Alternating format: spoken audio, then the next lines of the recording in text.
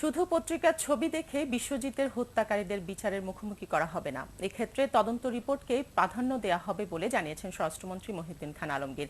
সকালে European university of বাংলাদেশের এক আলোচনা সভায় এ মন্তব্য করেন স্বরাষ্ট্রমন্ত্রী। একই সঙ্গে তিনি বলেন, বিশ্বজিৎ হত্যাকাণ্ডে জড়িত প্রায় সবাইকে পুলিশ গ্রেপ্তার করা হয়েছে। একই অনুষ্ঠানে যুদ্ধাপরাধীদের বিচার প্রসঙ্গে স্বরাষ্ট্রমন্ত্রী বলেন, বিচার প্রক্রিয়াটি কাজের বিচার নয়, তাই মানবাধিকারের বিষয়টিও মেনে চলছে সরকার। অনুষ্ঠানের শেষে সাংবাদিকদের এক প্রশ্নের জবাবে মহিউদ্দিন খান আলমগীর বলেন, বিচারপতি নিজামুল হকের স্কাইপ হ্যাকের বিষয়টি তদন্ত করছে সরকার।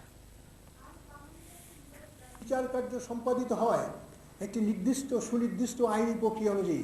সেই আইনি প্রক্রিয়ায় একটি বা দুটি খবরের কাগজে কোনো ব্যক্তি বিশেষের যদি কোনো ফটো প্রকাশিত হয়, তাহলে সেটাই কিন্তু যথেষ্ট সাক্ষ্য নয়।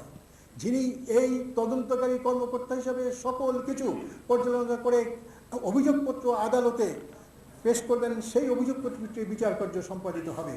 কাজী